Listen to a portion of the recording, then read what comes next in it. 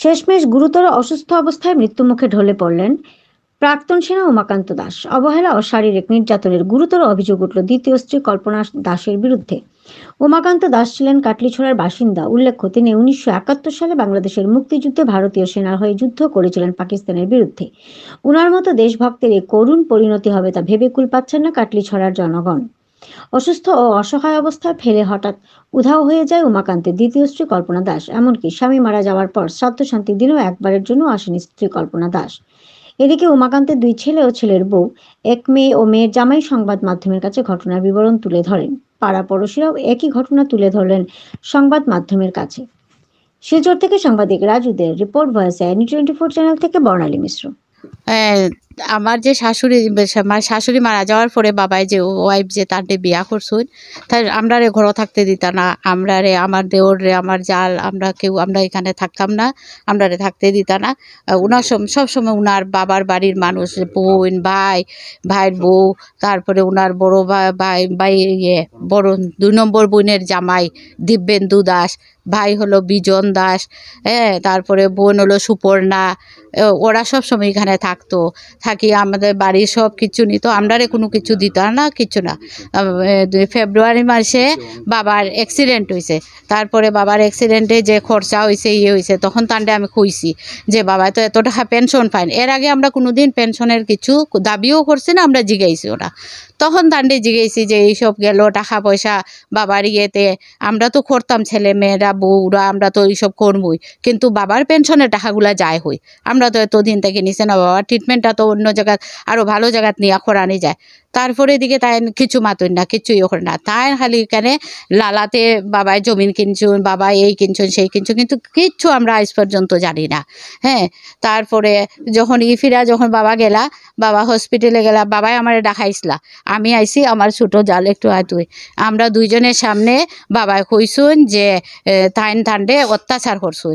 তারপরে বাবারে নিয়া সারিয়া যখন কালী পূজাতে গেছিলা বাবা, তখন বাবারে তারা ফালাইছুন, এইখানে করছুন, ওই কেটা তান্ডে মানে অত্যাচার করছেন। তার ভাইয়ের বউ, ভাইরা, বোনের জামাইরা কেনে ওই টাকা লইয়াই বাবার লগে প্রবলেম হয়েছে। বাবা এটা দেখাই আমরারে কইছেন দুইজনরে। তখন আমি বাবার কইছি বাবা এখন আর মানে এখন তো শেষ সময়, আমরা কিতা করি দেখি, আমরা কিতা করতে পারি। তারপরে তো পরের দিনই বাবারে দেখাইয়া নিলাম গিয়ে আমরা শিলচর হসপিটালে, না গ্রিন হিলসে যাওয়ার পরে তো বাবা স্ট্রোক হইল। তারপরে ততক্ষণে তো ভালো আসলা, তারপরে তো স্ট্রোক হইলো, তার বাবারে আইসিইউতে ঢুকানি হইলো। তারপরে নিয়ে আইলাম বাবারে বাড়িতে, আইসিইউ থেকে আসে এখন মোটামুটি ঠিক হইলো। তারপরে নিয়ে আওয়ার পরে বাবারে তো এখানে রাখলাম, ডেইলি কইতাম তুমি একটু, আমি এইসব পারতাম না, আমি এইসব এইসব কিছু কাজ করতাম না, এগুলো তোমরা করো। হ্যাঁ, তো আমরা কইলাম আমার মেয়ের স্কুল আছে, ইয়ে আছে, আমরা তো রাখতে পারতাম। আমরা তো কইতে গেলে 2 দিন পরে, আর তারা ছেলেরা 2 জন ডেইলি সব রাত্রে আইতো আর সকালে যাইতো বাবারে ড্রেসিং ফেসিং করিয়া, বাবারে করিয়া, এসব করিয়া। তখন বাবাই আমারে মানে করিয়া ডাকছুন, বাবাই কথা হইতে পারেন না, দেখাইছুন তাই না, মানে এরকম করিয়া ভদ্রবেলায় মারছে। কিন্তু ভদ্রবেলায় একটা কথা হইতে দিত না তার লগে আমরারে। তারপরে বাবাই আমারে দেখাইছুন একদম ডাইরেক্ট। তারপরে তো ওই ইটা লইয়া সারিয়া তান যে গেলা, আমি ফোন করছি, আমার হাজব্যান্ড তারা গেছে, তারপরে আমার দেওরও গেছে, তাই নাইতা না, এইসব আমি করতে পারতাম না, এটা তোমরা ছেলেরা কাজ। তখন আমরা কইছি এটা একটা কথা হইল নি, আপনি আইন, আপনি দেখুন নিগা বাবারে, আপনি যদি দেখতে নাই তাইলে আপনি বাবারে বিয়া করবার আগে তো ভাবতে আসলা।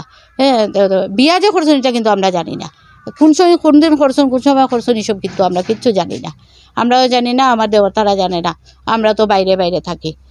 এরপরে তো বাবার যে অবস্থা হইল, বাবারে মারিয়া দৌড়িয়া, বাবারে মাথা টাথা করিয়া, অত্যাচার করিয়া, সব কিছু করিয়া তারা গিয়া ভাই বোন। আর যেদিনই যায় এদিনও তার ভাই আইসলো, বোনের জামাই আইসলো, আমার হাজব্যান্ডের লগে কথা আইসো, ওই যে তার করিও না তোমরা জিনিসটা না, আমরা দেখাতাইছি কইয়া সারিয়া তারা সব কিছু, একটা ব্যাংকের একটা টাকা নাই, কিচ্ছু নাই, সব কিছু তাই করে লইছুন, গায়েব করে লইছুন। একদম বাবার গরু পর্যন্ত আসলো, ইটা পর্যন্ত লইয়া গেছেন গিয়া তারা। এটা দেওয়ার নাম নাই, কিছু নাই, কিতা যে করছেন এসব জানি না। এখন বাবার জমিনই কতটা আছে, কিতা আছে, কেতি আছে, এসব না। তাই না আবার উল্টা দমকে দিন দেখিলে আইন কানুন আমরারও জানা আছে, ওই রকম কোন ভদ্রমহিলায়। আর ওই ভদ্রমহিলা বোনের জামাই যেটা দিব্যেন্দু দাস, ওটাই হইলাম আর কি।